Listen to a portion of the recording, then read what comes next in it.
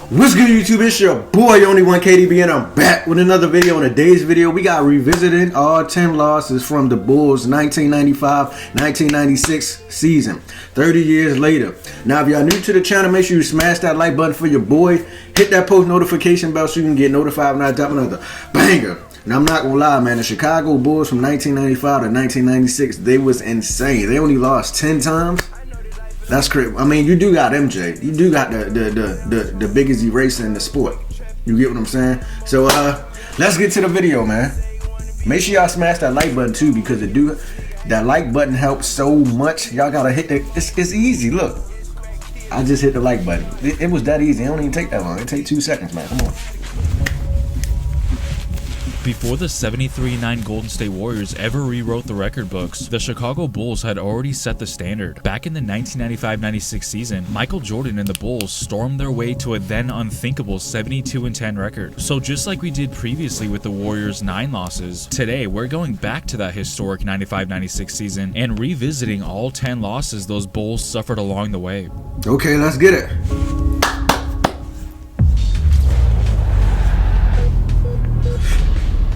Yo, this intro is fire.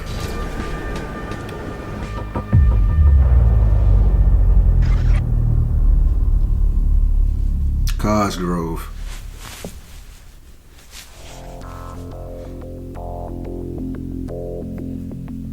When Michael Jordan returned to the NBA in March of '95 after his brief baseball stint, it was obvious that he wasn't quite in peak basketball condition. Of course, he had his bright spots, but when the Bulls were eliminated by the Orlando Magic in the Eastern Conference semifinals, it was generally accepted that he was just rusty. But heading into the 95-96 season, everything was different. Jordan finally had a full training camp, a full preseason, and time to get his legs back under him. The rust was gone, and expectations were sky high. And said he is in so much better shape than he was the last 6 weeks of the season when he came back last year. Now, unlike the Warriors, who opened their historic season with a 24-0 start, the Bulls only began 5-0 before suffering their first loss. And fittingly, that first loss came at the hands of none other than the Orlando Magic, the same team that had ended their season just months earlier. What made it even more surprising was that Orlando was without Shaquille O'Neal, sidelined by a thumb injury. No shit. It looked like a clear advantage for Chicago, and early on, it appeared that way. But after the first quarter, the game flipped completely. Orlando picked up their defense, and Penny Hardaway took over, pouring in 36 points, while Jordan finished with 23 on an inefficient 8 for 20 shooting night. Orlando pulled away for a 94-88 win, leaving people wondering if Chicago's playoff loss the year before wasn't just about rust. Maybe the Magic really were better. Then again, the Bulls were without Dennis Rodman. Chicago responded by winning another 5 straight games, before running into the team that they would eventually face in the NBA Finals, the Seattle Supersonics. The Bulls built a solid lead after the first quarter and extended it even further by halftime. And they have just sucked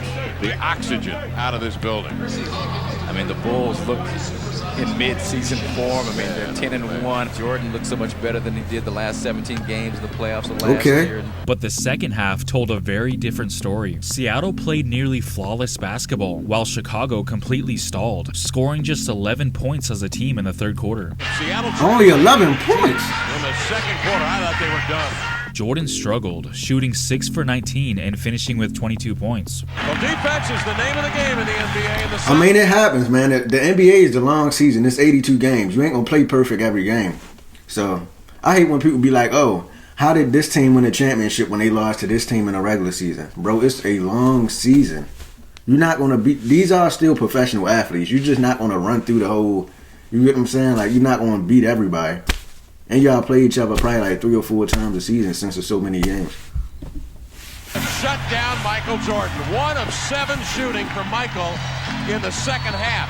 With 25 seconds remaining, Gary Payton came up with a crucial steal on Jordan, a moment that felt like early foreshadowing for what would become a major storyline in the finals later that year. Payton led Seattle with 26 points, and Sean Kemp had 25, as Chicago took their second loss of the season. Game over. The game is over.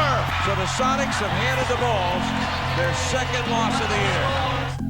Bulls would go on to carry a 13-game winning streak into Christmas, improving to 23-2. The day after Christmas, they traveled to Indiana to face the Pacers for the first time since Jordan's famous "I'm back" game. Chicago came out sluggish, and Indiana took full advantage, building a 19-point halftime lead. The Bulls made a push in the second half. Pippen a steal. MJ with the hammer. Yes, sir. 9-point game. 70-61 now as the Pacer fans start to boo. It has not been pretty, but the Bulls have clawed their way back to within 6. Jordan scored 30 points, but needed 28 shots to get there, and Scottie Pippen added 26 of his own, but it wasn't enough. Johnny, you made the point about Thanksgiving earlier in the loss to Seattle, and now the next one comes after Christmas. Maybe they just don't like the holidays. Rick Smits led Indiana with 26 points. Reggie Miller chipped in 20, and Chicago came up short. And the Indiana Pacers and the Chicago Bulls 13-game winning streak. Dang. Bulls were trying to tie the record at 14, but just couldn't quite get it done. The franchise record of 14 straight. But it's okay, because that loss would spark a franchise-best 18-game winning streak. By February 4th, heading into a matchup with the Denver Nuggets, the Bulls sat at an incredible 41-3 record. This was the point where people started seriously talking about the possibility of 70 wins. Denver entered the game at 18-26 and was widely expected to be overmatched, but they had other plans. The Nuggets caught fire in the first half, led by Mahmoud Abdul-Rauf, who scored 23 points before halftime. We had a unique player, obviously not the status of Michael or Scottie, but we had a unique player of our own who you had to deal with on the offensive end. That was Mahmoud Abdul-Rauf. Mahmoud, 20-footer, good. Denver stunned Chicago by taking a 31-point lead in the second quarter. You would have asked me that we would have a 31-point edge on the Michael Jordan-led Chicago Bulls. I'd say you'd be insane, but that's exactly what we did. But the Bulls refused to go quietly. They stormed back in the third quarter, outscoring Denver 39-16, with Jordan accounting for 22 of those points himself. We threw everything at him, and if I remember correctly, I think he went for 22 or 24 in the third quarter alone. Crazy. It's kind of like, uh-oh. Somehow, Chicago grabbed the lead in the fourth, but Denver would respond with a 15-5 run late in the game, pulling off one of the biggest upsets of the season. That's the dagger. That's the end of the streak. The Denver Nuggets have ended the Chicago Bulls club record 18-game winning streak. I bet they was feeling good, boy. Recent history for Denver, arguably one of the biggest in the history of the franchise. Just 2 days later, the Bulls were in Phoenix, and shockingly, they lost again. Charles Barkley dominated with 35 points and 16 rebounds. This team goes 41-3 to start the season, and they lose 2 in a row. That just shows you about this NBA. It's tough. They ran into a very hot Denver team, and now they ran into a Phoenix Suns team with a lot of emotion. That's the battle they're going to have all year, Vern, trying to prove everybody's going to be trying to gun down this team. Chicago actually had a 16-point lead early in the second quarter, but see, that goes to show you gotta play the whole game. But like, you're gonna get everybody's best shot. Like, y'all the Chicago Bulls, man. Like, you get what I'm saying? They was the dynasty at this time already. I think they already won 3 in a row already. So yeah, of course you gonna get everybody's best shot. Y'all like they're Super Bowl for real. I mean, they're finals, because they probably ain't gonna make it to the finals, because they already know once playoff time comes, y'all gonna turn it on. So y'all was like they're finals for real. So they was going to give it everything they had. Not saying they wasn't giving it everything they had the other games, but playing the Chicago Bulls is just different. Suns controlled the rest of the game, handing the Bulls their 5th loss of the season and their first loss by double digits. The first time this season, They beat y'all by 10? the Bulls have lost by 10. But they're not just going to cakewalk through the NBA like everybody thinks they are. At I mean, they only point, lost. all 5 of Chicago's losses had come on the road, and the next one would too. On February 23rd, the Bulls entered Miami with a 48-5 record. The Heat were shorthanded. 12 guys for the Chicago Bulls, a full team around Phil Jackson. The Miami Heat, it looks like a small gathering of friends, doesn't it? But Rex Chapman played the game of his life, torching Chicago for 39 points, while hitting an absurd 9 of 10 from beyond the arc, all while trash-talking Michael Jordan. The Bulls mounted a late fourth-quarter comeback and had plenty of time to steal the win, but Miami held on. Chicago bounced back with 6 straight victories, highlighted by Jordan dropping 53 points on the Pistons before heading to New York 3 days later to face the Knicks. And they have come in at 54-6, a record 70 wins. Golly. Very much in sight, while the Knicks struggling at 34-26. Now, Michael has been feeling very good as of late, 53 points. I'm not gonna lie, y'all want me to tell y'all what this is? The Chicago Bulls are getting bored. When you the dynasty of your respective league and you won 3 in a row already, it's like we lackluster. We cruising in the regular season. They only lost 10 games out of 82, and we saying they was cruising. Like, and they was playing like a bunch of bum teams, so they probably ain't take them serious to begin with. Like, they gotta try to amp themselves up to try to get up for the game. You get what I'm saying? Because you only won 18 games and you lost 26. Ain't nobody I ain't finna be hyped for this game. And we the active dynasty of the NBA. So they get a little bored. So they just play with their food a little bit. That's what was happening, if I'm being honest. Detroit. I asked him about that last night. He said, coming into New York, I feel like maybe 55. I asked him again this morning. He said, the speed limit has changed. I feel more like 60. Marv?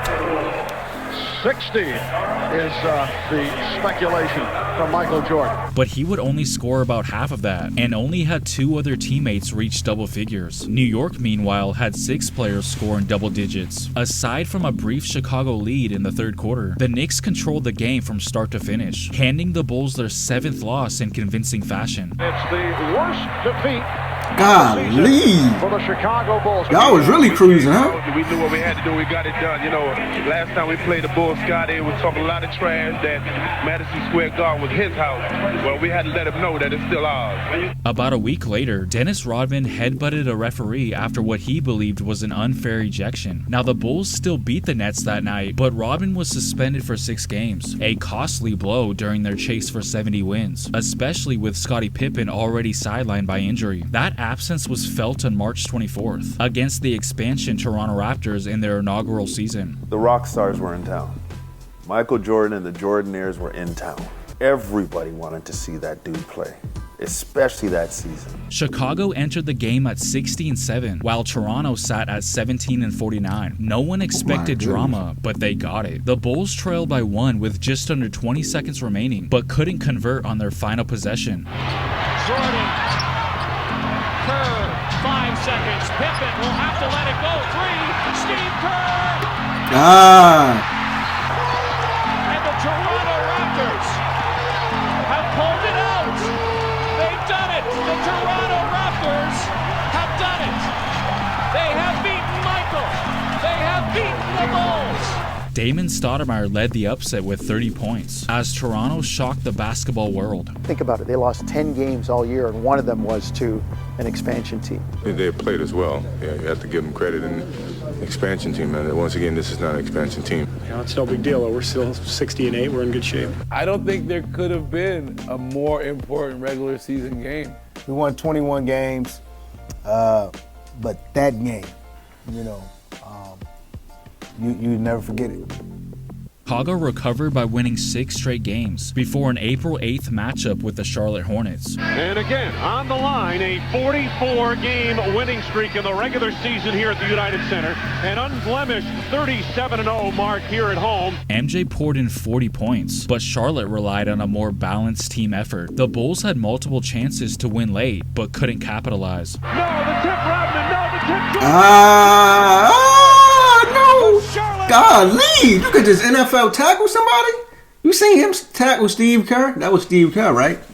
He just ran him over. God, they was playing NFL football, wasn't they? Have defeated the Chicago. Look how he ran up. The Charlotte Hornets have defeated. I mean, he was going for the ball, so I give him a pass. A 44-game winning streak by the Bulls on their home floor, and does what no foe has done till now.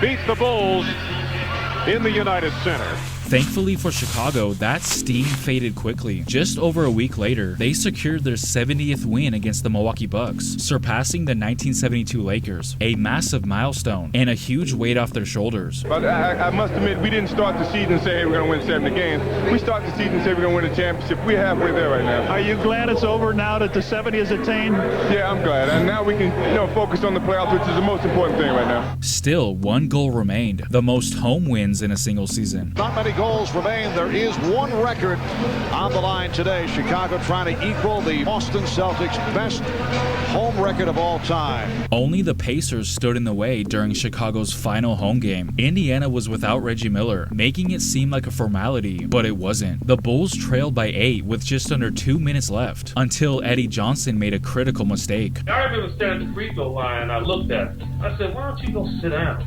Game's over. I said, y'all not getting this record. And he looked at it. We were up 8 points with about a minute and a half left. The next minute, I'm telling you, he played like it was game set. He decided to trash talk Michael Jordan before the game was officially over, and his Pacers teammates were visibly unhappy during a timeout. And all of a sudden, it was a 1-point game. So Larry Brown called timeout. And we go to the bench.